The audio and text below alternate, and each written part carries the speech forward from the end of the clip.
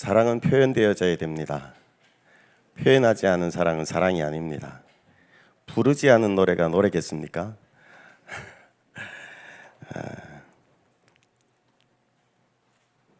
오늘 주제는 연보는 은혜입니다 라고 하는 주제입니다.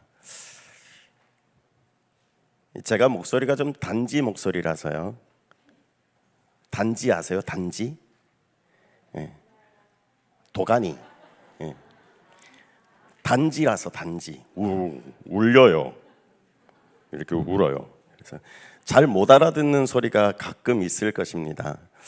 그래서 늘 이렇게 설교자로서는 좀 핸디캡이 있다 이렇게 생각하는 바가 없지는 않은데, 그러다 보니까 여러분들이 웃어주시면 알아들었구나 이렇게 여기는 바가 좀 있어요.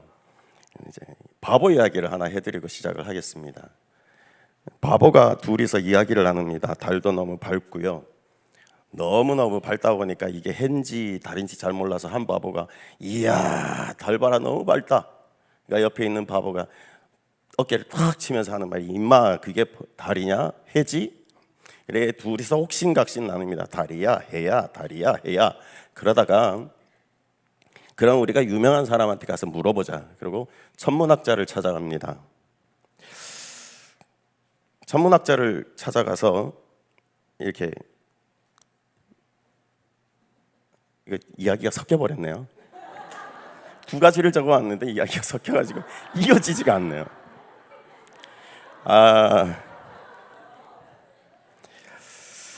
아니요. 천문학자는 빼고요. 지나가는 바보가 또 하나 있었어요. 그 동네엔 바보가 많았나 봐요. 저 같은 바보가 또 있었어요. 아우 뜨끈뜨끈해. 옆에가 지나가는 바보한테 그럽니다. 저게 해요 달이요? 그러니까 옆에 바보가 그러니까 글쎄요 제가 이 동네에 안 살아서 잘 모르겠는데요. 아우 뜨거워요. 자 감사합니다 웃어주셔서. 두 개를 적어왔는데 한 개만 해도 두 개 이상의 효과를 냈습니다. 자 하나님이 기뻐하시는 교회는 섬김의 공동체다. 이런 그 명제부터 한번 말씀을 드리고 싶습니다.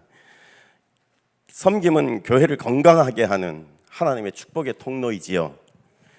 주님이 이 땅에 오신 이유도 섬기려고 이 땅에 오신 것이고요. 그리고 교회는 그리스도의 몸이고 우리는 그 지체이기 때문에 역시 섬김이라는 것은 그만큼 중요합니다. 교회는 섬김의 주님을 쫓아서 섬김으로 세워져 가야 되는 것이 우리들에게 정해져 있는 이치이다 이런 말씀입니다. 그래야 그리스도께서 하나님과 우리를 하나 되게 하신 뜻을 잘 받들어 나가는 것이 될 줄 믿습니다. 고린도 교회에 있었던 분열과 아픔들은 다른 사람을 섬기는 것이 아니라 자기가 높아지고 자기가 더 큰 유익을 얻고자 했던 일 때문에 일어난 그런 오류들이었다라고 보여집니다. 그러니까 건강한 교회다라고 말하면 그 척도를 저는 섬김에서 찾고 싶습니다. 건강한 성도의 척도 역시도 이 섬김에서 찾아야 되겠지요. 그런 면에서는 우리 교회가, 우리 성진교회가 건강한 교회입니다. 건강한 성도들입니다. 대답 안 하시는 분은 안 건강한 분입니다. 그런데 이 섬김이라는 단어를 다른 말로 조금 바꾸어서 말해 본다면 이 섬김은 결국 나눔이다 이렇게 표현할 수 있을 것 같아요. 옛말에 곳간에서 인심이 난다 이런 표현이 있지요. 그러나 이 말의 밑바탕을 보면 있어야 나눈다라고 하는 뜻이 됩니다. 그러나 성경에서 말할 때는 나눈다는 것은 내가 있어야 나누는 것이 아니고 없을지라도 내게 있는 것으로 나누겠다 하는 그 마음가짐을 통해서 먼저 나눌 때에 채워지는 역사가 있는 줄을 믿습니다. 예를 들어서요, 베세다 들녘에서 어린아이가 자그마한 도시락을 가지고 있었습니다. 자기의 것만입니다. 어린아이가 배부를 수 있을 정도의 양이었겠지요. 그것이 보리떡 5개랑 물고기 2마리였는데 이 작은 것일지라도 내어놓아서 나누니까 그것이 5,000명을 먹였고요. 소수점도 찍습니다. 12광주리라고 말입니다. 성도의 삶에서 섬김이 얼마나 생활화되어 있는지를 보면 그 성도가 또 그 교회가 얼마나 건강한가라는 것을 알 수 있다라고 생각합니다. 그런데 우리가 조금 더 깊이 들어가서 하나님께서 원하시는 섬김이라는 것은 단순히 잘해주는 것만이 섬김이 아닙니다. 존중해주는 거죠. 그 사람이 어떤 사람이든 간에 그 사람을 있는 그 모습 그대로 존중해주는 겁니다. 우리가 읽진 않았습니다만 읽은 본문 바로 뒤에도 보면 바울 사도가 고린도 교회에 디모데를 먼저 보냅니다. 주님을 위해서 수고하는 디모데를 어떤 이유로든지 멸시하지 말고 편안하게 대접해 줄 것을 부탁합니다. 우리는요, 보이는 것으로 차별하기가 쉽지요. 그래서 여러분, 저를 보는 눈초리도 이상합니다. 목소리는 단지 목소리에 생긴 건 꾀죄죄하고 배추고랭이 같이 생겼다 이렇게 생각하실 수 있어요. 보이는 모습 그대로요. 사실은 안 보이는 저를 보면 그보다 조금 더 이뻐요. 괜찮아요. 가끔은 똑똑한 짓도 하거든요. 그러니까 보이는 대로 믿지 마십시오. 세상적인 습관이 교회 안으로도 들어와 가지고 외모지상주의가 된 거지요. 외모로 다 판단하는 거지요. 외모로만 다 판단하면 그죠? 여기 있는 찬양대에 앉은 모든 분들은 다 천사예요. 천사가 아니라는 말도 하기는 좀 되게 곤란한데요. 네, 좀 이상한 상황으로 오늘 자꾸 몰고 가는데, 그러나 실제로 따지면 여러분들이 천사는 아니지 않습니까? 이거 화살은 안 맞겠네요. 여러분, 우리는 하나님 앞에서 모두가 형제입니다. 자매입니다. 그렇습니다. 다 동등합니다. 그러므로 세상의 권세를 가지고 있다 해서 높여주고 약한 사람이라고 해서 업신여기고 그러지 말아야 된다는 얘기지요. 교회 안에서의 구별은 자칫 잘못하면 차별이 되고요. 그 차별은 다툼을 일으키고 분열을 초래하고 그렇게 엉망의 교회가 될 수 있습니다. 예컨대 고린도 교회가 그러했다라는 겁니다. 그러니까 섬김이라는 것은 교회가 표명할 수 있는 가장 좋은 상징이 섬김이다. 다르게 표현하면 나눔이다. 이렇게 말할 수 있는 거죠. 서로 존중하면서 평안 가운데 주님의 은혜를 나누는 것, 그것이 최고라는 거죠. 서로 섬김으로 하나가 되는 교회, 그것이 주님이 기뻐하시는 교회다. 이런 말씀입니다. 그런데 오늘 좀 다시 한번 찔리는 소리처럼 들을 수 있으면 좀 좋겠다 싶은 마음이 이런 마음이다. 우리의 교회의 모습은 어떨까요? 현대교회가, 한국교회가, 내가 지금 섬기고 있는 우리 성진교회가, 그 안에 속해 있는 성도인 내가 과연 어떤 모습일까라는 겁니다. 은혜와 사랑을 나누기보다는 혹시 자기 욕심만 채우는 기복주의는 아닐까? 우리 교회는 은혜 나눔이 항상 배어있는 교회가 되어야 되는데, 섬김이 몸에 배어야 되는데, 몸에 배어있는 것이라고는 어쩌면 자기 욕심이 배어있는 것은 아닐까라는 거죠. 오늘 이 문제를 가지고 우리 스스로를 돌아보면서 은혜를 나눌 수 있기를 바랍니다. 자, 나를 돌아보듯 고린도 교회를 한번 돌아보는 작업을 한번 해보겠습니다. 고린도 교회를 고발하는 건 아니에요. 고린도 교회가 실상이 그러했다라는 이야기를 조금만 더 자세하게 해보자는 것인데요. 1차적으로 고린도 교회는 분열하는 교회였습니다. 자꾸 파당을 지었습니다. 아볼로파, 바울파, 게바파, 그리스도파, 양파, 대파, 쪽파, 마카파도 있었어요. 어느 정도로 막갔느냐 하면 세상 법정으로 교회의 문제까지 끌고 가가지고 송사를 생피스럽게 그렇게 진행하는가 하면, 여기저기 유명하다 싶은 사람에게 가갖고 이건 이런데요, 저런 저런데요, 이런 거는 어떻게 해야 돼요, 내가 옳지요, 그런 답을 얻고자 하고 그렇게 자기 자신을 내세웠습니다. 음행의 문제가 있었고요, 우상 숭배의 문제가 있었습니다. 그렇게 파당을 지어가며 저마다 자기가 옳다 주장하는 바들이 있었다는 거죠. 그뿐이 아니에요. 다툼이 있었습니다. 왜 안 그렇겠습니까? 이런저런 파들을 만들어내다 보니까 파당이 있게 마련이니 내 파가 아니면 다 마음에 안 드는 거죠. 마음에 안 들어요.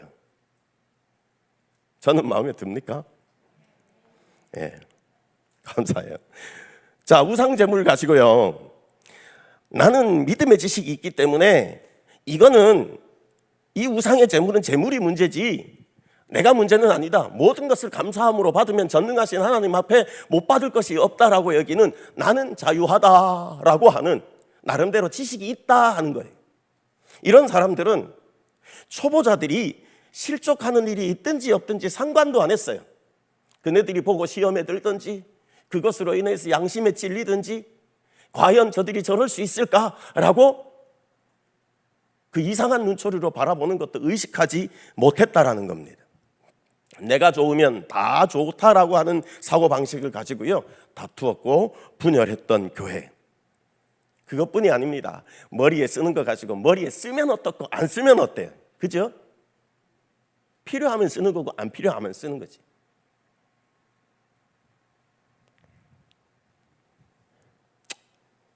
교회 여성도들이 머리에 뭘 쓰는지 안 쓰는지 참 자상한 사람들인 것 같아요. 여성들의 머리에 쓰는 것까지 관여해 주는 거 보면, 그죠? 그뿐이 아닙니다. 여성도들이 조금 소리들이 이렇게 높아졌었던 것 같아요. 그랬더니 그 들리는 소리를 가지고 나중에는 사도 바울이 이것을 여자는 교회에서 잠잠하라 라고 결론을 내기까지 저들은 괜한 자존심을 혹은 자격지심으로 여자는 교회에서 잠잠하라 이런 것들로 시끄러웠다는 겁니다. 심지어는요 성만찬을 가지고도 문제가 일어났습니다. 부자들과 빈자들 사이에 일어나는 거예요. 부자는 어떤 사람이고 빈자는 어떤 사람인지 아시죠? 제가 너무 유식했나요? 봐요, 똑똑하잖아요. 그죠? 자, 부자는 부자예요. 빈자는 빈자예요. 빈자, 비어 있어요. 아무것도 없어요. 가난해요. 자, 그러다 보니까 부자는 여유가 있어서요 교회에 오면서 성만찬, 그러니까 애찬식을 나누기 위해서 필요한 물품들을 가지고 옵니다. 집에 있는 좋은 음식들을 가지고 와요. 그래가지고 여유 있게 와서 이렇게 있다가 보니까 배도 고프고 에이 내가 가져왔으니 내가 먹자. 그리고 먼저 취하해서 먹습니다. 그리고 포도즙도 있으니까 그걸 먹다가 다 모이기도 전에 벌써 얼굴이 벌겋게 취해갖고 있는 그런 상황까지 갑니다. 반면에 가난한 자들, 빈자들은요 노동자들이 대부분이니까 하루 먹고 하루 살아야 되는 입장에 있는 사람들이 많다 보니까 일찍 교회에 올 수가 없어요. 시간 맞춰 오고 황급하게 오기 바쁘고 음식도 없는 데다가 준비할 시간도 없어요. 그러다 보니 늦게 왔는데 배는 고프면 이가 더 고프지 앞에 있었던 부자들이 더 고픈 건 아닐 터인데 이들이 와가지고 다 먹고 먼저 취하에 있는 널브러져 있는 모습을 보니 시험에 들었다. 양심이 저들이 온전치 않았다. 이런 상황을 보게 되는 겁니다. 남들을 배려하지 못하는 그런 이리저리 갈리고 찢어지고 분열한 그런 상태의 모습이 고린도 교회였다. 이쯤 되면 여러분 우리가 생각하기에 참 해도 너무하다 이런 생각이 듭니다. 여러분 이것을 저는 한마디로 고린도 교회를 이렇게 표현해요. 영적인 어린아이 같은 교회다라는 거지요. 세상적인 자랑과 자신만을 아는 바가 저들에게 있었습니다. 그러면서 속 사람으로는 나는 선민이다, 나는 믿음 생활 오래 했으니 나는 자유하다, 평안하다, 그러면 됐다. 이게 저들에게서의 끝 한계였습니다. 문제가 생기든 남이 싫어하든 실족하는 일이 생기든 말든 그건 나와 상관없는 일로 여기고 그저 안일하게 살았던 삶이 고린도 교회의 삶이었습니다.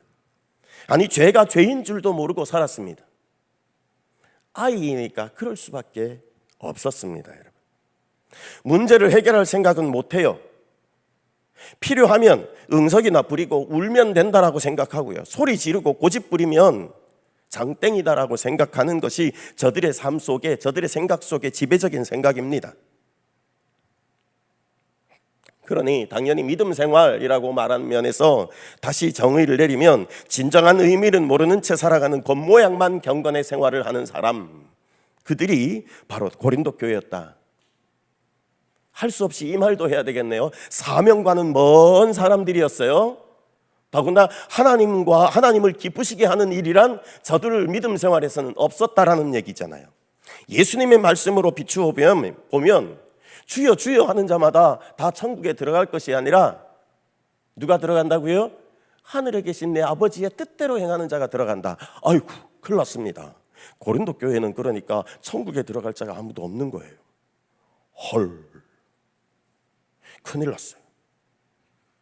그런 교회를 바라보고 있는 바울 사도입니다. 그냥 책망만으로 일관할 수도 있고요, 화를 낼 수도 있고요, 에이 내가 너희들은 내가 상관 안 하겠어라고 포기할 수도 있습니다. 외면할 수도 있습니다. 그러나 하나님의 일을 힘쓰던 사도 바울이 이들을 책망하지 아니합니다. 오히려 위로하고 격려합니다. 어떻게 하면 교회를 평안하게 할까? 어떻게 하면 저들의 믿음을 성숙한 믿음으로 자라게 할까? 어떻게 하면 하나님께서 하나 되게 하신 귀한 뜻을 온전하게 우리가 이룰까? 이걸 고민하며 고린도 교회에 마음을 다해서 편지를 하는 것이 오늘 우리가 읽고 있는 고린도전서라는 글입니다. 여기에 사도 바울이 중요한 해답을 우리에게 던지고 있습니다.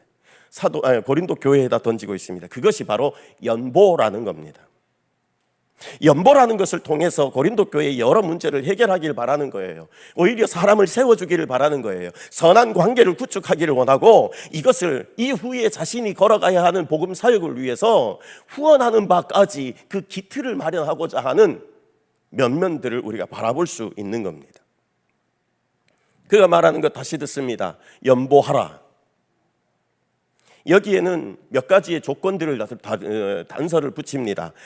미리 준비해라, 모두가 해라, 분량대로 해라 라는 겁니다. 이쯤 되면 우리 교회는 이게 무슨 뜻인지 알죠? 다 압니다. 그러나 조금 더 상세하게 보기를 원하는 것은 당시에 모교회라고 일컬을 수 있는 저 예루살렘 교회가 그 지역에 발생했던 큰 흉년 때문에 굉장한 어려움을 겪게 되었습니다. 경제적인 곤란을 겪습니다. 이미도 고린도 교회에다가 편지하기 전에 갈라디아 지역에 있는 교회들에게 이러한 어려운 형편에 있는 예루살렘 교회를 도우라고 연보를 명령한 바가 있었습니다. 그것처럼 내가 고린도 교회 너희들에게도 말한다. 연보해라. 여러분, 연보는 뭘까요? 우리가 생각하는, 오늘 조금 전에 우리는 또 예물을 드리면서 봉헌했습니다마는 11조로 감사로 각양의 제목으로 하나님께 드리는 이 헌금과는 조금은 구별되는 겁니다. 역시 헌금의 범주 안에 들기는 하겠지만 그래도 이것과는 조금 다른 것은 뭐냐 하면 어려움을 좀 나누겠다라고 하는, 앞에 말했던 건강한 교회의 척도가 될 만한 나눔, 섬김, 선교, 그것을 목적하는 것이 연보입니다. 우리의 민족적인 성격을 넣어서 설명하면 부조의 개념이고요, 좀 더 광의적으로 표현하면 선교 차원으로 볼 수 있는 것이 연보라는 거예요. 형제들이 어렵고 힘들고 그러면 서로 돕는다는 뜻이 여기에 있습니다. 그렇기 때문에 이 안엔 하나님의 기뻐하심이 있는 줄 믿습니다. 이미 앞에서 열거해 드린 것처럼 고린도 교회가 분열되어서 아픔이 있는 교회였습니다. 그래서 그들이 하나 되는 여러 가지 그들에게 필요한 길을 제시합니다. 그 중에 하나가 바로 나눔이라는 거지요. 역시 각자의 생각에 빠져서 교회를 나누었던, 분열하게 만들었던 고린도 교회에 하나님이 주신 구원의 은혜에 감사함으로 이제는 너희들의 생각 때문에 교회를 나눈 것이 아니라 주시는 은혜 때문에 사랑을 나누어라, 그렇게 권하고 있는 바울 사도의 마음입니다. 그래서 이 프로젝트를 진행하는 거예요. 연보하기. 그 연보엔 어느 날 갑자기 하지 말고 미리, 그리고 모두가, 그리고 분량대로 해라, 이 뜻이 있는 겁니다. 사실 여러분, 가만히 돌아보면 예루살렘 교회는 고린도 교회보다 큰 교회였어요. 그죠? 누가 봐도 재정적으로 튼튼할 것이고 사람도 많은 곳이니까 일명 세상적인 기준으로서 말하면 큰 교회예요. 빅사이즈잖아요. 그러면 대부분의 사람들이 그럽니다. 예루살렘 교회가 모교회니 이반 교회인 고린도 교회를 예루살렘 교회가 돕는 것이 마땅하다. 큰 교회가 예루살렘 교회니 작은 교회는 고린도 교회를 예루살렘 교회가 돕는 게 마땅하다. 이렇게 말할 수 있습니다. 그러면 질문하죠. 은혜는 큰 교회, 이미 있던 교회, 모교회, 예루살렘 교회만 은혜가 있고 다른 작은 교회, 지방에 있는 교회, 이방 교회는 은혜가 없습니까? 아니지 않습니까? 주의 은혜가 있는 곳엔, 주의 말씀이 있는 곳엔, 주의 사랑이 있는 곳엔 언제든지 이 나눔이 있어야 될 줄 믿습니다. 여러분, 작은 교회, 큰 교회라고 따로따로이지 않습니다. 모든 교회는 은혜 나눔에 항상 생활화되어 있어야 합니다. 작은 교회라고 무조건 받기만 해도 안 되는 거예요. 큰 교회라고 무조건 주기만 해도 안 되는 거예요. 저는 개인적으로 신앙생활을 하면서 제가 가지고 있는 개념, 가장 큰 개념 중에 하나가 뭐냐 하면 저는 잘 주고 잘 받기입니다. 저는 시골 가도 처갓집에 가서도요, 장로님이 주시던 것은 아니라 장인어른이 주시든 장모님이 주시든 주시면 모두 다 받아옵니다. 찌시래기도 받아옵니다. 그래서 버릴지라도 제가 받아와요. 감사합니다. 감사합니다. 그리고 우리 집에 있는 건 아낌없이 퍼날릅니다. 별로 나를 게 없지만 다 아시고 웃잖아요. 아유, 들켰어요. 여러분, 교회가 작다고 다 은혜가 없는 건 아닙니다. 그 은혜는 나누어야 되는 겁니다. 자, 또 바울은 연보할 때에 미리 준비하는 자세를 가질 것을 명령하잖아요. 여러분, 갑작스럽게 연보하는 것이 아니라 연보를 위해서 미리 수입해서 얼마씩 구별해서 모아두라, 이런 겁니다. 얼마나 좋아요.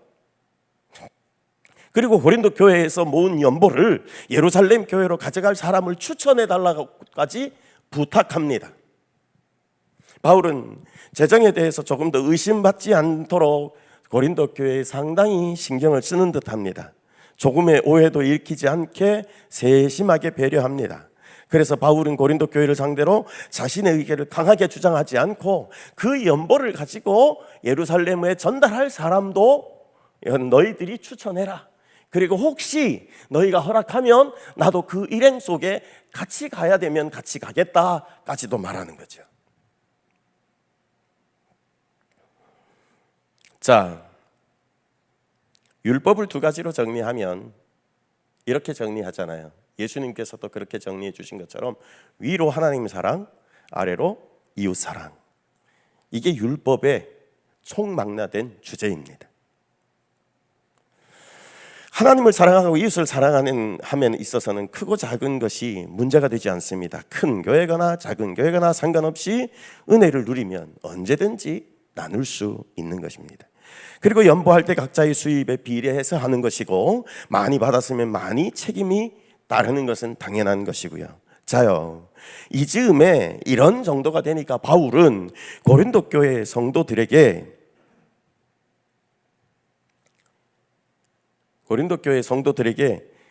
자신의 선교 사역까지 도우라고 권하고 있습니다. 바울 사도가 고린도 교회를 진정으로 이끌고자 했던 의도도 사실 여기에 있습니다. 교회는 영혼 구원과 복음을 위해서 세움을 받았고, 그렇기 때문에 마땅히 복음을 전하고 선교하는 일에는 적극적이고 구체적이어야 된다라고 하는 그 사실에 입각해서 저들이 사랑으로 연보하고 내 선교 사역도 후원하게끔 바라는 바가 저에게 있습니다. 말씀을 드렸듯이 책망하고 외면하고 내가 너희들은 다시는 상관하지 않겠다, 버릴 수도 있고 포기할 수도 있는 교회를 향하여서 저가 1장 8절에서 말하는 것처럼 주께서 너희를 우리 주 예수 그리스도의 날에 책망할 것이 없는 자로 끝까지 견고케 하시리라, 그 소망으로 고린도 교회를 바라보고 그 고린도 교회에 책망할 것이 없을 정도의 사명 완수까지 이르는 것을 원하고 있다라는 거지요. 이게 교회이고요.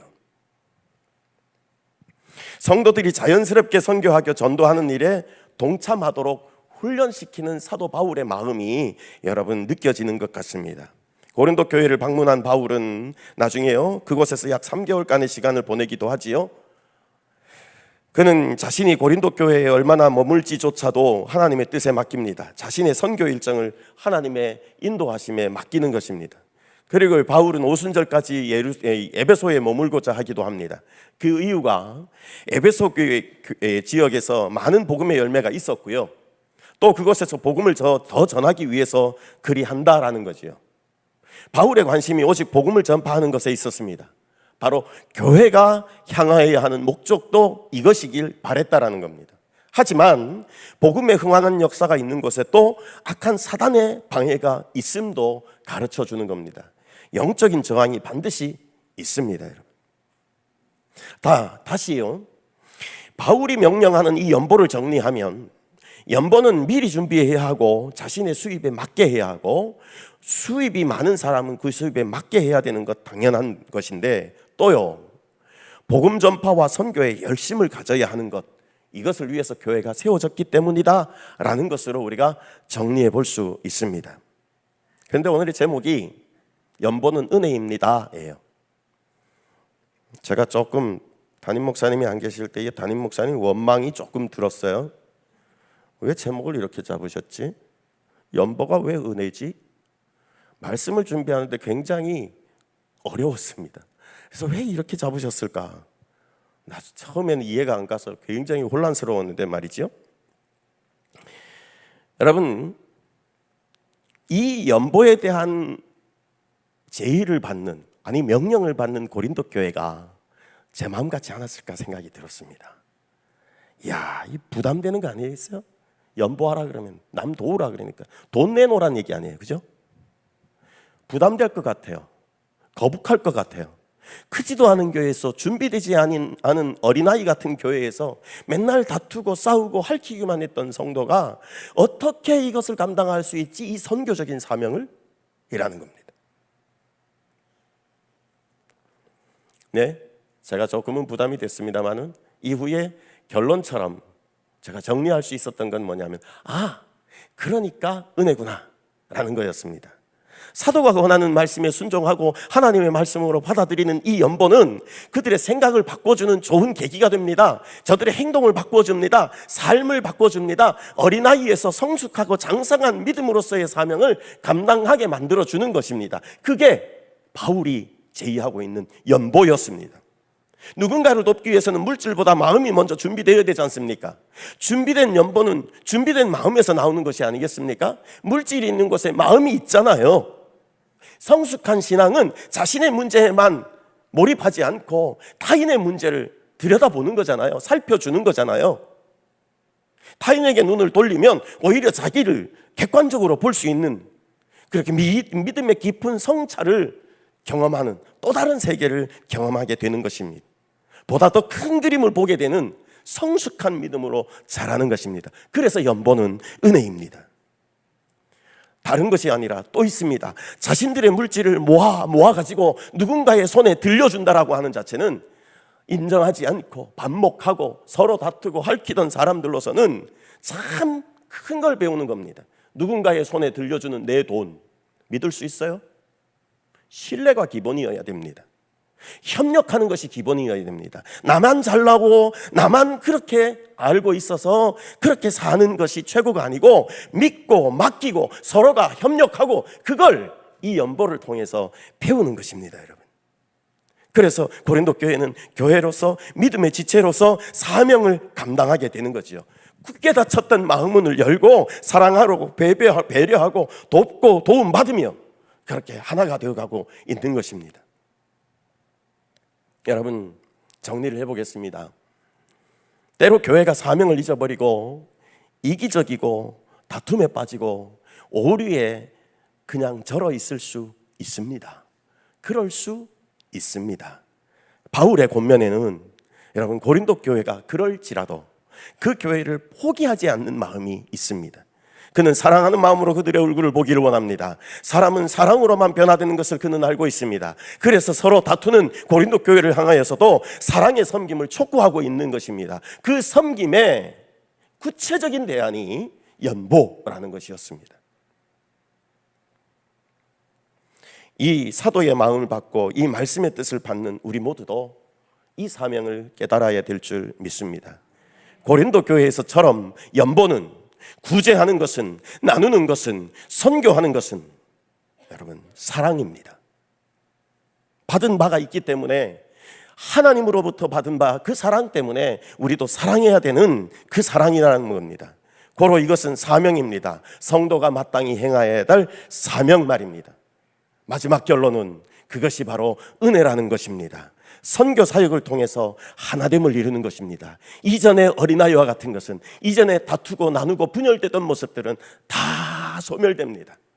온전한 것이 올 때는 부분적으로 하는 것이 다 폐하여진다는 것처럼, 여러분, 고린도 교회에 이젠 이 연보함이 저들에게 은혜로 나타나게 되는 것입니다. 하나님과 내가 그리스도로 하나됨을 이루었다면 그리스도 예수의 이름으로 온 열방이 하나됨을 다시 발견하는 방법, 그게 연보입니다. 다시 말씀드립니다. 연보는 사랑입니다. 연보는 사명입니다. 연보는 은혜입니다. 그러므로 우리도 고린도 교회처럼, 바울의 바램처럼 우리도 이 연보함을, 선교함을 우리에게 최고의 가치로 두고 우리 삶에 우리의 하나됨을 이루기 위하여서, 나를 세워가는 작업을 위해서, 우리 모두의 은혜 나눔을 위해서 연보함에, 선교함에 최선을 경주하는 우리 모두가 되기를 바랍니다. 함께 주어지는 찬송을 우리가 함께 하고 이와 같은 제목의 말씀을 기억하면서 기도했으면 좋겠습니다. 내게 있는 향유 값 함께 찬양합니다.